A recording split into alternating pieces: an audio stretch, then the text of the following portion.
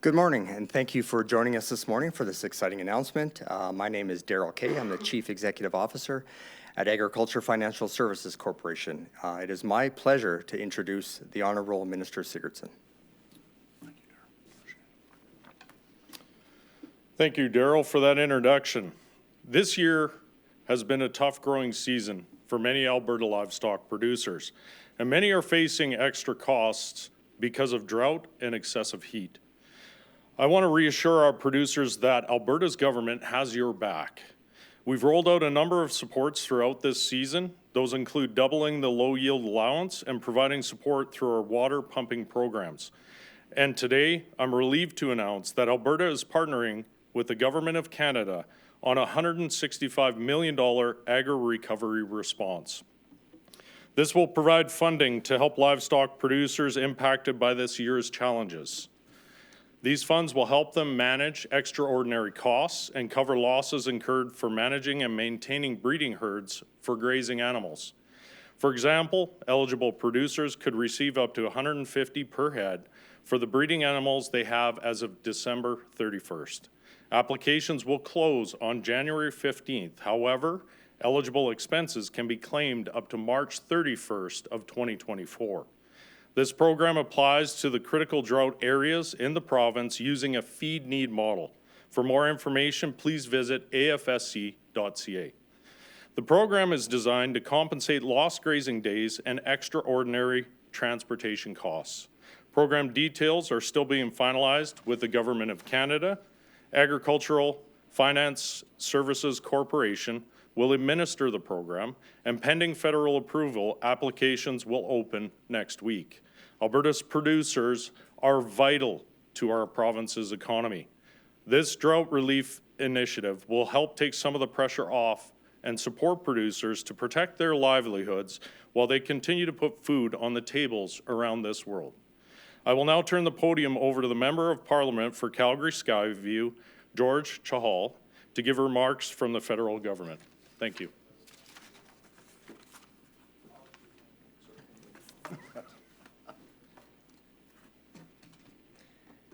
Thank you, Minister Sigurdson. Good morning, everyone. I want to thank you all for joining us. It's great to be here with Minister Sigurdson to make this announcement, which I know is so important to farmers, ranchers, and producers here in Alberta and across the West. It's been a tough season with devastating wildfires and serious drought conditions impacting operations. But I want Albertans to know that our governments are working hard to help the industry recover. On the federal side, we have announced a tax deferral for producers in the region that have been hit the hardest. If they are forced to sell off-breeding animals, they can put off a portion of their income until the following year. This will help them to reduce their tax burden this year and give them some extra cash flow to rebuild their herds next year. We have also helped producers across the West to maximize the payments from our business risk management programs. With agri-insurance, we're allowing producers to sell more crops for feed. Through agri-stability, we've increased the compensation rate from 70 to 80%. Additionally, we have raised the early payment from 50 to 75% of the total payout for producers in Alberta, Saskatchewan, and British Columbia. That means more money in the pockets of producers in their time of need. Our farmers need all of us to work together. That is why today I am pleased to announce on behalf of my colleague, the Honourable Lawrence MacAulay, a federal contribution of $219 million through the Agri-Recovery Framework for producers in Saskatchewan, Alberta, and British Columbia. For Alberta, that's a federal investment of $99 million. This shared support will help producers cover some of the extraordinary costs they have faced this year. It will help them recover from this terrible season and get back on their feet. So once again, I want to thank Minister Sigurdson for his government's partnership on this important initiative and recognize the hardworking people who grow the food we all enjoy. Thank you very much. I'll now turn to Sheila Hilmer from the Alberta Beef Producers to say a few words.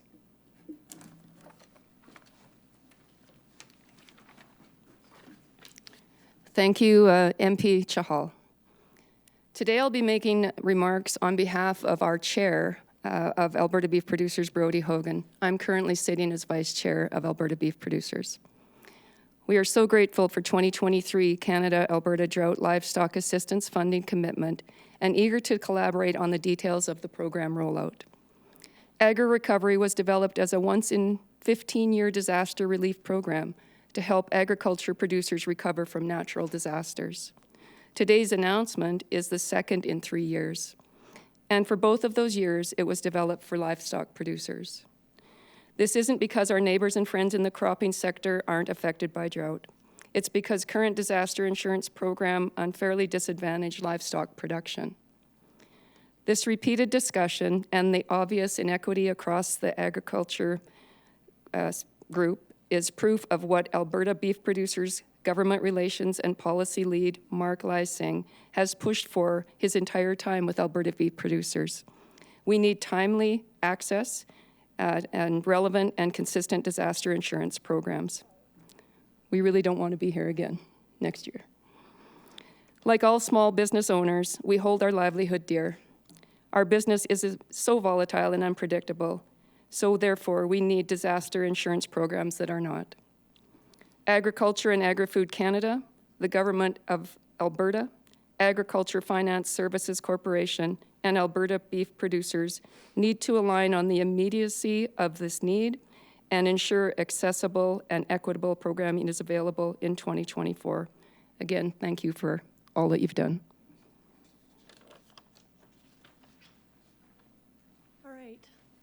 That concludes the end of our formal announcement portion. I'm now going to open up the floor to question and answers. So if anyone who's in the room that has any questions or answers would like to, or any questions, sorry, would like to line up at the mic, I'm going to start with taking questions in the room. And Minister Sigurdson will be up first to answer any questions, but we also have people from the Agricultural Financial Services Corporation available, as well as if you'd like to throw any to our federal representative here as well, would be great. Good morning, Jillian Code with City News. So we're in year 3 of a drought. Has the province seen a decrease in the amount of livestock in the province? Are producers selling off their stock because they can't have enough feed for them? Well, this program and the timeliness of it is to actually help support those producers in the province right now to be able to maintain their breeding herds, because we understand as a government the importance of maintaining those breeding herds year over year.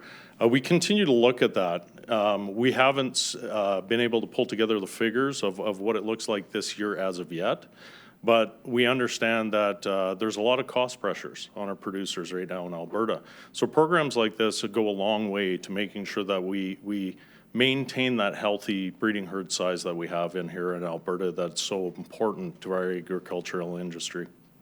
And then there was mention of $150 per head. Is that just for cattle? Does that include, sheep, pigs, goat, or? Right now, this applies to grazing animals. So there is a list that will be put together and posted on AFSC, but any of the grazing animals, breeding herd, will be applicable, including horses, bison, cattle. So that's going to be posted up on AFSC. So I always am directing all of our producers to make sure that if they're looking for the detailed information, that'll be posted up on their website as soon as next week. Perfect. And then one last question. I don't know who might be best posed to answer this, but I know some producers are switching their fields to forage or grain or feed grain as well. Is that having an impact on our export numbers? What's the bigger picture there? Well, we're still waiting for the full crop report to come in this year to be able to take a look at it. But of course, at the start of this year, we did double the low yield threshold. That supplied additional feed to our livestock producers, understanding where we're at this year with a lot of moisture deficiency across the province. Once we get the full report at the end of the season, we'll be taking a look at what that looks like for Alberta's production this year. Thank you. Megan Cobb, Global News. You mentioned that this was for the most highly affected areas. So is this province-wide, or are there specific regions that can apply for this funding?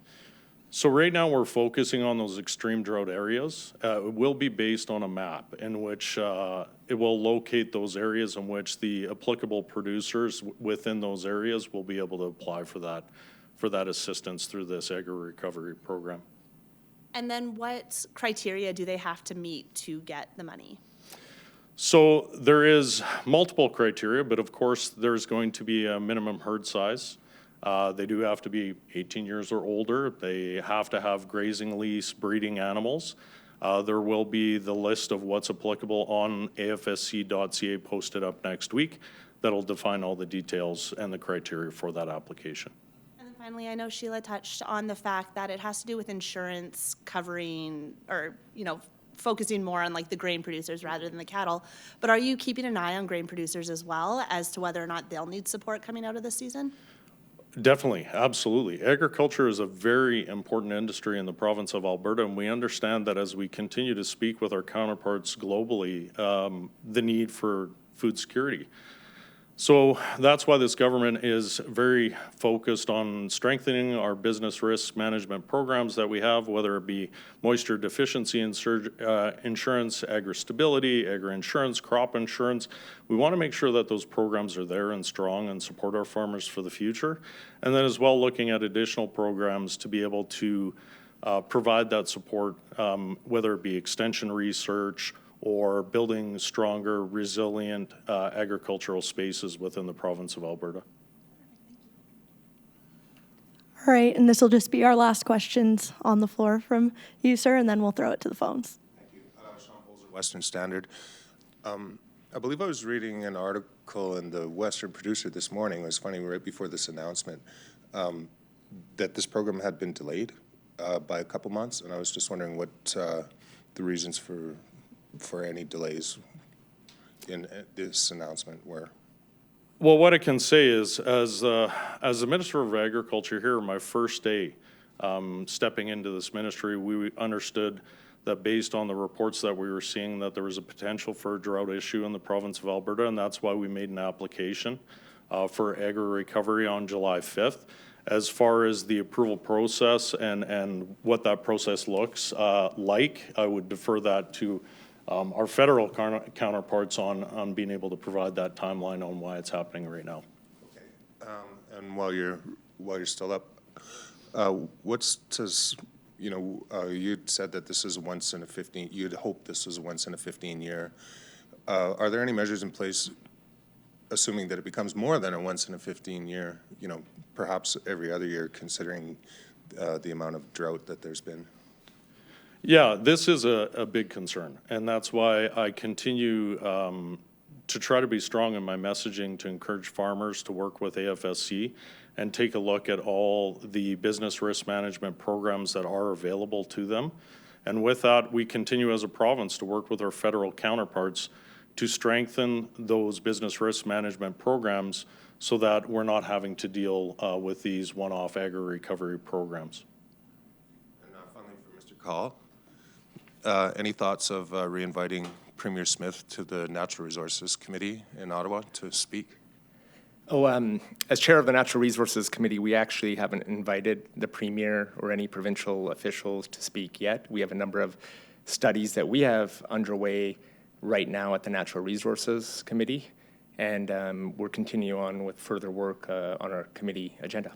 Is there any plans to invite any provincial officials in the future? That's up to committee members. As the chair, my job is to work on behalf of what the members wish to do at committee, and if they do so, that will be a discussion that we'll have in the future. But I'm not aware of any conversations at this point. Okay, thank you. Thank you. All right, if we can just have Minister back up to the podium, and I'll have the operator put through the first caller. And with the time, I believe we only have time for one question at this point, but one question, one follow-up, sorry, and then we'll have to, unfortunately, close question and answer. Thank you. Tim Burke, CTV News. Hi, my first question is for Shahal, just because I believe you're already up on the podium.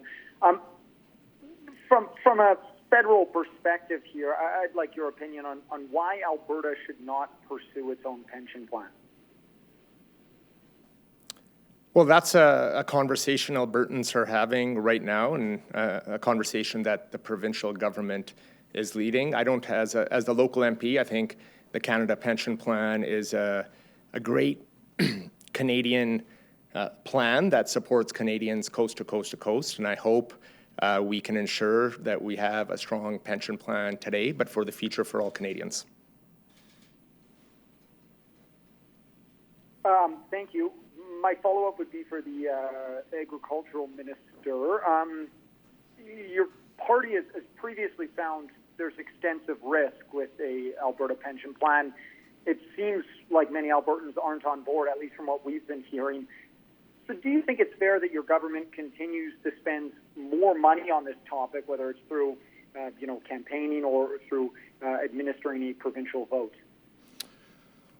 Well, I want to be clear in saying that our government is committed to making sure that the decision on a pension will be Alberta's decision. Alberta pension is an important conversation right now, and that's why we've released the report. I encourage all Albertans to read the report and make themselves more knowledgeable on what it looks like and what the potential is. But I just want to be clear in saying, overall, the decision about a pension plan here in Alberta will be made by Albertans. Thank you. That will conclude the end of our announcement. Anyone who has any further questions, please feel free to reach out to me as the press secretary for the minister, and I'd be more than happy to answer any further questions that way. Thank you.